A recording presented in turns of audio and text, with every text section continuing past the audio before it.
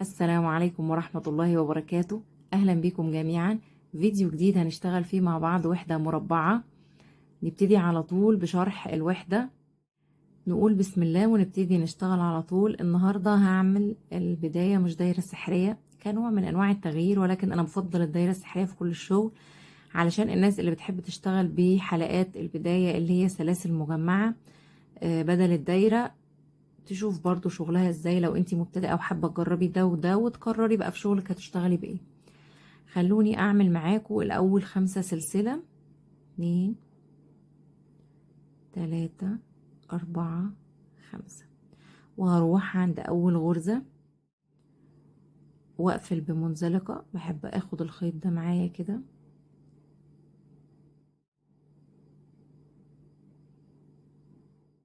كده اتكونت عندي الدايرة، دايرة البداية اللي هي بديلها الدايرة السحرية اللي انا كنت بشتغلها معاكم قبل كده.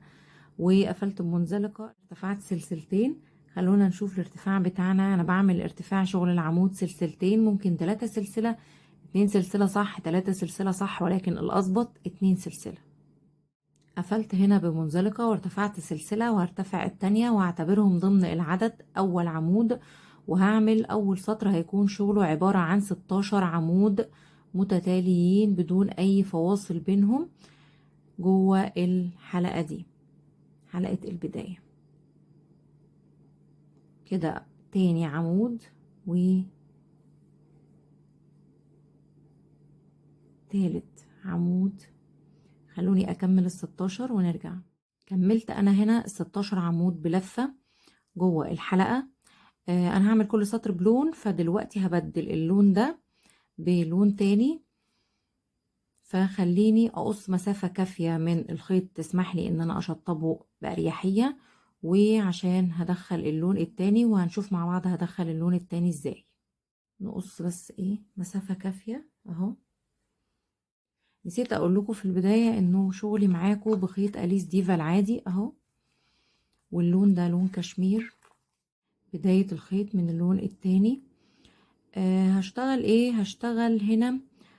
عايزة اشوف المكان اللي انا هشتغل فيه الارتفاع، انا معتبراه هنا ضمن العدد، فهو بالتالي عندي هنا اول عمود، فعايزة ارتفع فوقيه على طول. هعمل فوقيه برضو الارتفاع وهحسبه ضمن العدد عمود. عندي اختيارين على فكرة هنا. ممكن ادخل هنا في الحلقة الاخيرة من الارتفاع اللي عندي واسحب الخيط المخالف واكمل. ممكن ادخل في الفراغ دوت واسحب واكمل. الاختيارين صح، بس الاظبط طبعا ان انا ادخل في حرف الغرزة. بتغلبني شوية ولكن بحب ادخل في، شوفوا، اجيب حرفين السلسلة على الابرة. ادي الحلقة اللي هي حلقة الشغل العادي، وده دخلت في الحرفين. ما بحبش ادخل في الحرف الواحد لان بتبان مع تكرار الاسطر ان هي فجوة كده، مش بحب كده. بحب ادخل في حرفين الفي بتوعها، اخليها زي باقي الشغل. طيب بعد ما دخلت اجيب بقى الخيط ده، خلاص انهى مهمته لغاية دلوقتي، يعني زيادة عليه ان هو يتعقد بس مع التاني. واجيب الخيط المخالف اهو واسحب المخالف. شايفين اهو ده انا ماسكاه على فكرة اهو، انا ماسكاه كده. وهسحب الجديد بغرزة المنزلقة. شفتوا دي وسعت او فلتت من ايدي شوية، هتظبط دلوقتي في الربط. تمام، يبقى انا كده سحبت خلاص. انا كده معايا الخيط الجديد. تمام، طولي بقى تقصري انتي لسه براحتك. في الاول هطول بس شوية، احب تكون المسافة كافية. تمام، وهرتفع سلسلة وهجيب الشغل كده زي ما انتوا شايفين اهو. انا عندي هنا الخيط بتاع حلقة البداية انا لسه ما شطبتوش، فده الخيط اللي انا شغالة بيه في السطر اهو. ده اللي اقصده، ده خيط البداية اهو. تمام، لكن خيط السطر اللي انا واصلاهم ببعض دلوقتي دول، اخد بالي بس من كده. اربط اهو.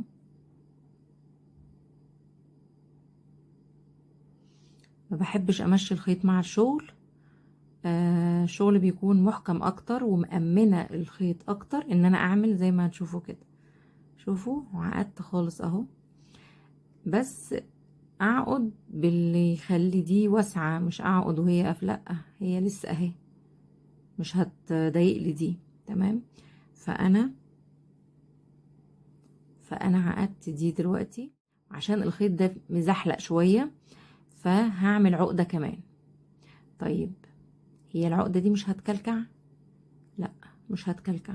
هقولك ليه. انا هعملها دلوقتي عقدتين، شوفوا شدي على قد ما تقدري خالص كده، لان مش هشطبهم دلوقتي غير لما اكون سطر. طيب فانا بعمل العقدتين عشان ما يوسعش مني الشغل وانا بشتغل.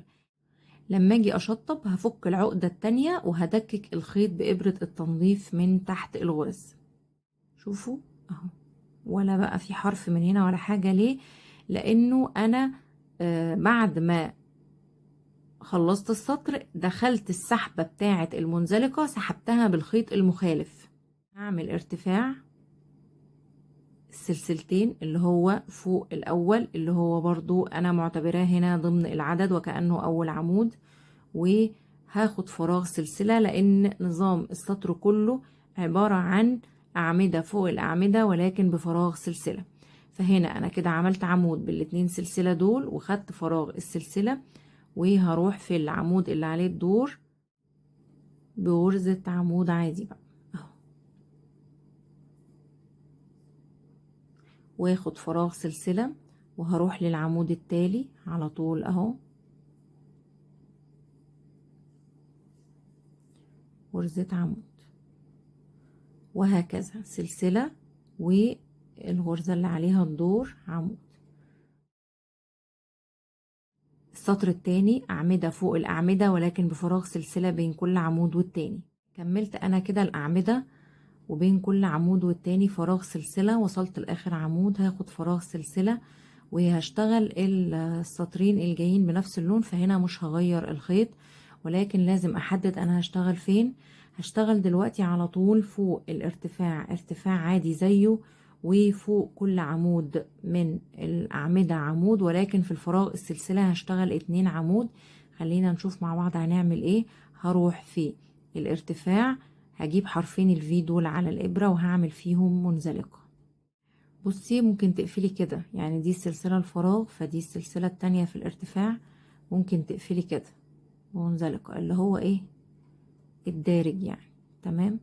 انا بقى ما بحبش دي، يعني شوفوا لو شفتوا ما بحبش دي، الفجوة دي ما بحبهاش ابدا تكون موجودة، فلذلك بجيب الحرف التاني. هتشوفوا دلوقتي هطلع الفي ازاي، هي بتبقى بضفرك تجيبيها يعني، هي طبعا الحرف الواحد اسهل، بس انا اعمل الاسهل ليه؟ لا لازم اجيب الحرفين. بصوا بجيبه كده تحت الاول، اجيب الاول وبعدين اجيب التاني اهو. شوفوا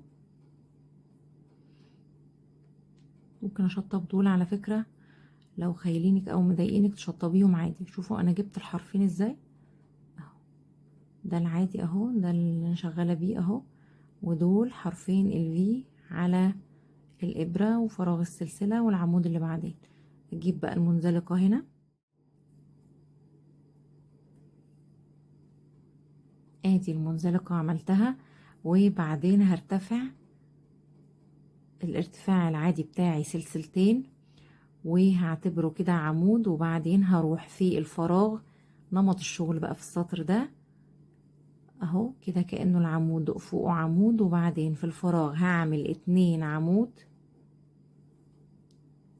وفوق العمود العادي عمود اهو.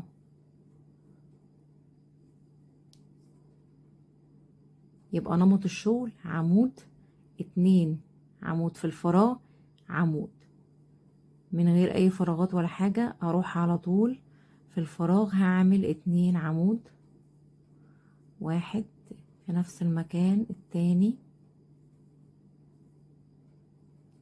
العمود ده فوقيه عمود على طول مباشر اهو.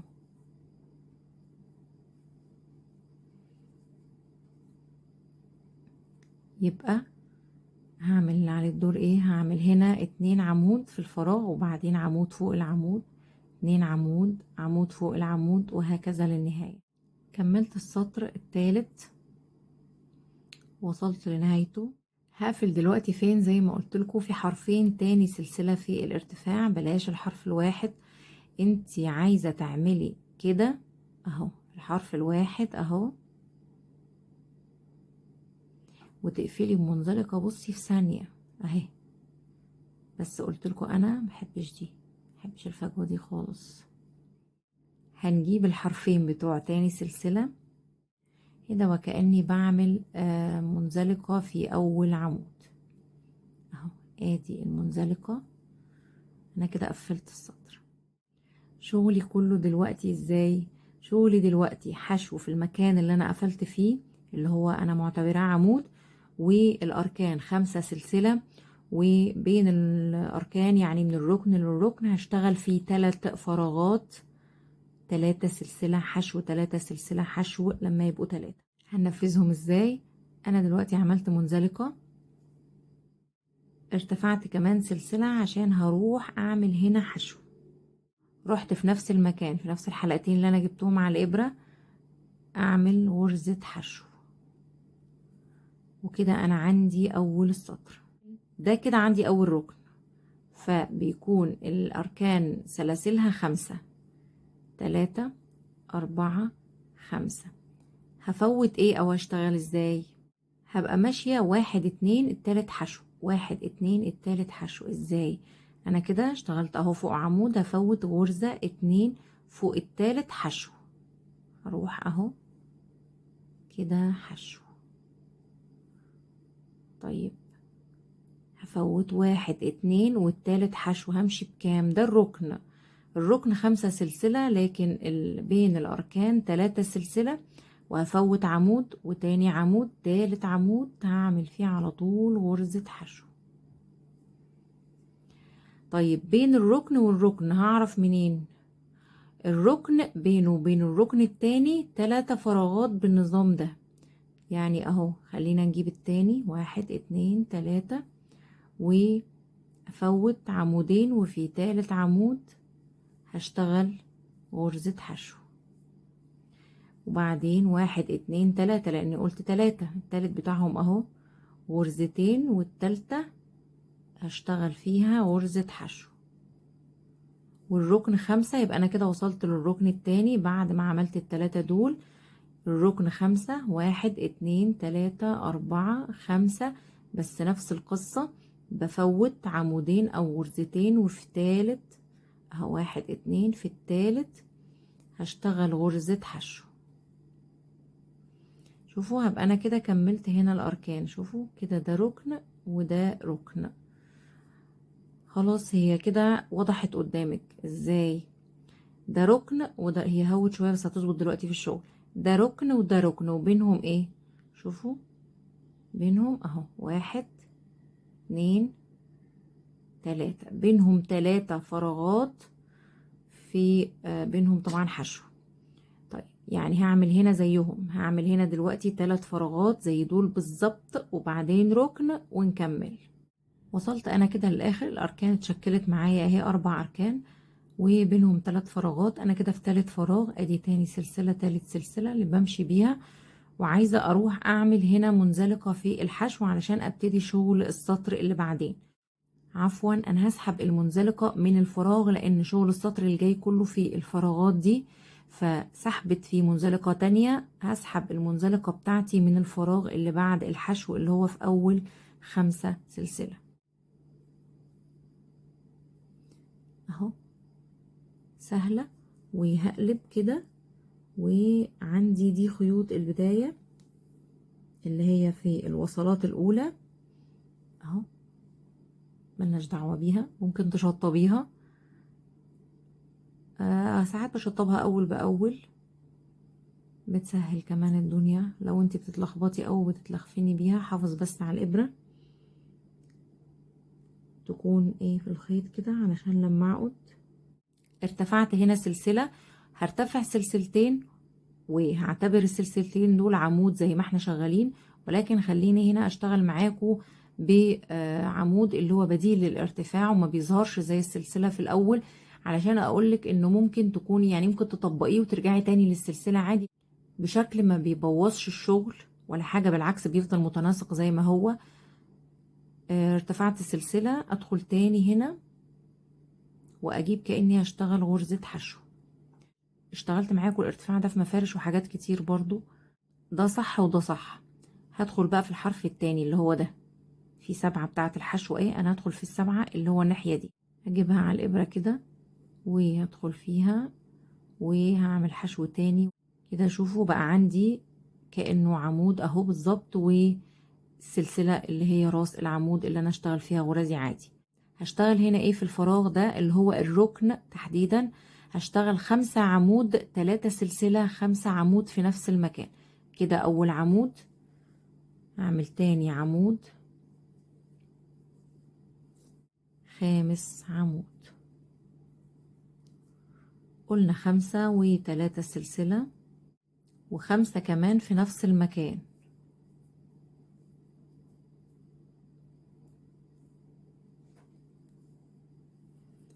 2،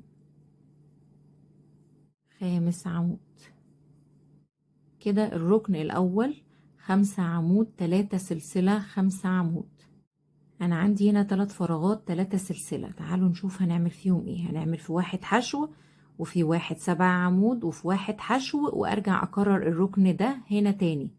يعني هروح على طول على أول فراغ فيهم أهو بغرزة حشو،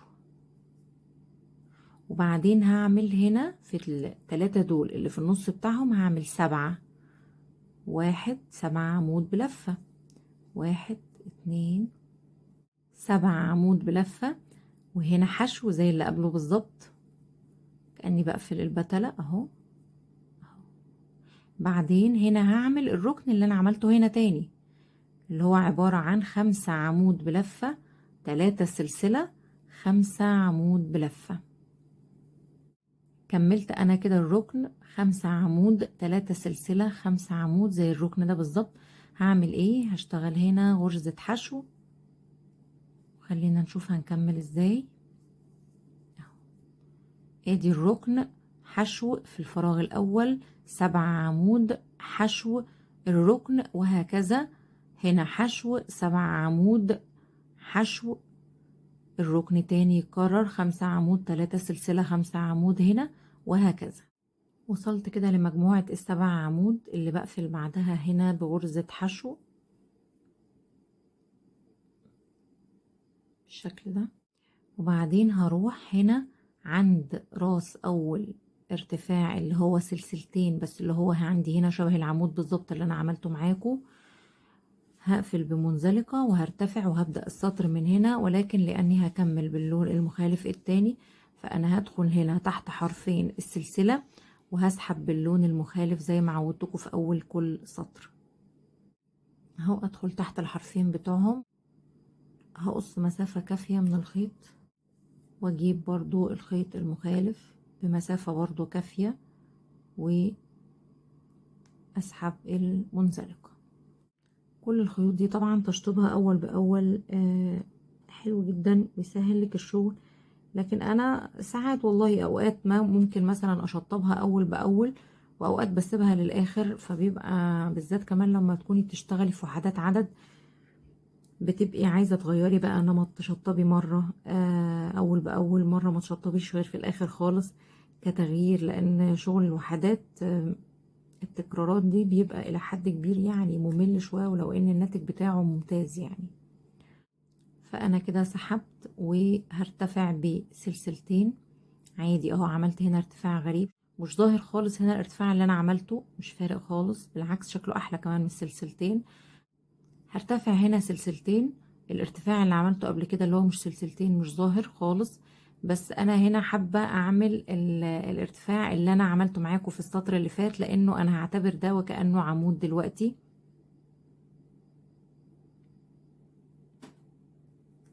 خلونا نعمله تاني. هنا باخد سلسلة ارتفاع بعد المنزلقة وبدخل في نفس، بصوا في نفس المكان اللي انا فيه اللي هو العمود اهو، وهشتغل غرزة حشو وادخل في تاني حرف على طول هنا في الحرف اللي هو السبعة، في السبعة بقى لناحية ايدي الشمال، وهسحب تاني حشو وكده اتشكل عندي العمود. الشغل هنا بقى عندي ازاي؟ 1 2 3 4 سلسلة، وفي التلاتة دول هعمل ايه؟ في التلاتة دول هعمل حشو 3 حشو، يعني حشو 3 سلسلة في الهواء وارجع تاني بحشو، وبعدين 4 2 3 4 زي اللي فاتوا بالظبط. يعني هعمل هنا 4 حشو، 3 سلسلة حشو في نفس المكان، هنا 4 سلسلة، وفوق الحشو هنا هعمل عمود بلفة اللي انا عملته هنا. خلوني اعمل هنا فوق الحشو مش في حرفين الفي، ولكن في نص الحشو بالظبط، بحيث بشوفوا هطلع من ورا فين. هطلع من ورا هنا، شوفوا اهو المراية اهو، وعمود بلفة كده. بقى عندي الركن الناحيتين زي بعض، عمود 4 سلسلة حشو في الفراغ الصغير، 3 سلسلة حشو في نفس الفراغ، 4 سلسلة عفوا، وبعدين عمود بلفة فوق الحشو. ده كده الركن. هعمل دلوقتي الفراغات 3 1 2 3، وفي السبعة هعمل في اللي في النص حشو 1 2 3 في الرابعة. طبعا هما 7، ف3 قبل و3 بعد، يبقى في الرابعة غرزة حشو. وبعدين هعمل ايه مماثل بقى لده، يبقى 3 سلسلة.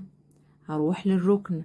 الركن بيتعمل ازاي؟ الركن عمود 4 وعمود 4 في الاخر، وفي النص ايه حشو 3 حشو. يبقى انا كده العمود اوله ايه؟ اوله عمود بلفة هنا بعد ال3 دول، عمود بلفة فوق الحشو في الحرفين عادي، في وسط الحشو نفسها كلها عادي برضو الاتنين صح. ادي عمود بلفة اللي هو بداية الركن، اللي هو هنا اهو، اللي كان هنا دلوقتي عمود 4. خلونا باتجاه الشغل، عمود 4 سلسلة، يبقى عمود اهو 4 سلسلة. وبعدين اروح في الفراغ ده هعمل غرزة حشو، وبعدين 3 سلسلة، وبعدين غرزة حشو، وبعدين 4 3 كده 4، وبعدين عمود بلفة بعد مجموعة الركن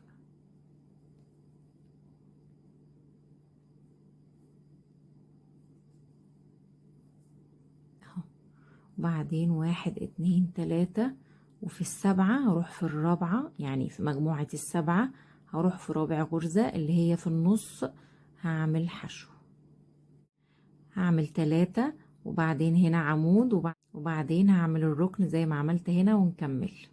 وصلت كده للآخر في وسط المجموعة دي، مجموعة السبعة، بعمل غرزة حشو وبطلع ب3 سلسلة، وهروح عند راس أول عمود وهعمل غرزة منزلقة. قفلت هنا كده بمنزلقة، وهروح في الفراغ لأن شغلي كله هيبقى من الفراغ، فهروح الفراغ بمنزلقة، هعمل نفس الارتفاع اللي عملته معاكم قبل كده، فهدخل وهعمل غرزة حشو، وبعدين هروح في حرف السبعة اللي على اليمين اللي هو ناحية ايدي دي 1، باخده اعمل غرزة حشو وهكمل عليه 4 عمود. يبقى انا كده عملت في الفراغ ده 5 عمود بلفة، 3 4 5. تأكدي دايما من العد، راجعي دايما السطر اول باول كده. في الفراغ الارتفاع محسوب، يبقى 5 عمود بلفة. بعدين الفراغ الصغير ده هشتغل فيه 3 عمود، 3 سلسلة، 3 عمود. خلونا نشوف 3 عمود، تاني عمود، تالت عمود، هاخد فراغ 3 سلسلة اهو، 1، تاني بقى 3 عمود، 2 عمود،